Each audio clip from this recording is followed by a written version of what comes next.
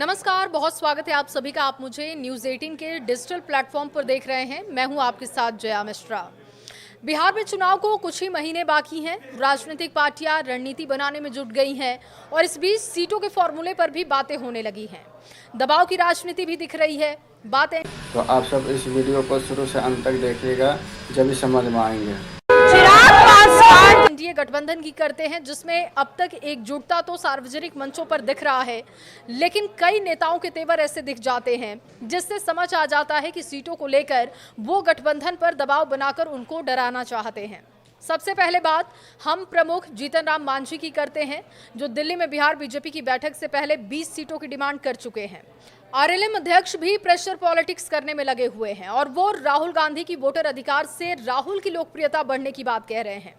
वहीं लोक जनशक्ति पार्टी रामविलास के प्रमुख चिराग पासवान की भी बात करते हैं, जिन्होंने मुजफ्फरपुर में जनसभा में लंबा चौड़ा भाषण दिया, लेकिन वो एनडीए का जिक्र नहीं करते, जो एक तरीके का साइलेंट प्रेशर दिखाता है। वैसे सीटों का अभी बंटवारा नहीं हुआ है, लेकिन बताया जा रहा है कि विधानसभा की कुल 243 सीटों में सबसे अधिक जदयू, जिसको 102 से लेकर 103 सीटों पर सहमति बन सकती है कि इतनी सीटें दी जा सकती हैं। बीजेपी को 101 से लेकर 102 सीटों पर सहमति बन सकती है।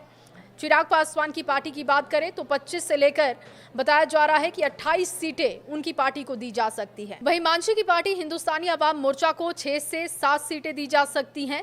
राष्ट्रीय लोक मोर्चा की बात की जाए तो इनको 4 से 5 सीटें देने पर सहमति बन सकती है। हालांकि ये सिर्फ अभी तक एक ऐसा सीटों का फॉर्मूला है जो कि अभी तक इसको बातें की जा रही हैं, इस पर अब तक बयान आ रहे हैं, अटकलें लगाई जा रही हैं और जो मौजूदा गणित दिखाता है सीटों का, उसके आधार पर बात हो रही है। आधिकारिक पुष्टि इसकी नहीं हुई है। बीते अगर 2020 के विधानसभा चुनाव की बात की जाए तो महागठबंधन की ओर से एनडीए को जोरदार टक्कर की बात कही गई। नतीजे लगभग बराबरी के थे। एनडीए के भीतर भाजपा ने 110 सीटों पर उम्मीदवार उतारे, जिसमें 74 सीटों पर पार्टी के प्रत्याशी जीते थे, जबकि जेडीयू की बात की जाए 115 सीटों पर चुनाव लड़ा गया, 43 सीटों पर चुनावी जीत हासिल हुई। हिंदुस्तानी अवाम मोर्चा की बात की जाए तो 7 सीटों पर चुनाव लड़कर 4 सीटों पर सफलता हासिल की गई थी। जबकि मुकेश सहनी की बात हो तो विकासशील इंसान पार्टी, जो उनकी पार्टी है, उस समय एनडीए का हिस्सा थी और 13 सीटों पर उम्मीदवार उतारकर 4 सीटों पर उन्होंने जीत हासिल की। बीते चुनाव में लोक जनशक्ति पार्टी अकेले चुनाव लड़ी थी और उसका एक विधायक ही जीत हासिल कर पाया था। बता दें कि इस बार की सीटों के बंटवारे में सबसे बड़ा हिस्सा जेडीयू को मिलने की बात कही जा रही है। बीजेपी भी लगभग जदयू के बराबर सीटों पर रहेगी। एनडीए गठबंधन में चिराग पासवान ने 40 सीटों की डिमांड अब तक रखी है।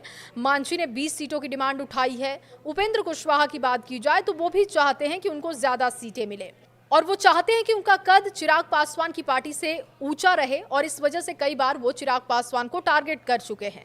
और ऐसे में जब तक सीट शेयरिंग का फॉर्मूला साफ नहीं होता, तब तक ये प्रेशर पॉलिटिक्स चलती रहेगी। हालांकि अभी तक की बैठकों में और पीएम और सीएम के कार्यक्रम को देखा जाए तो एनडीए की एकजुटता दिख रही है। लेकिन आपको क्या लगता है, मौजूदा स्थिति में एनडीए का सीटों का फॉर्मूला क्या हो सकता है? अपनी राय जरूर कमेंट बॉक्स में लिखें। अगर वीडियो अच्छी लगी हो तो लाइक शेयर कमेंट कर दो।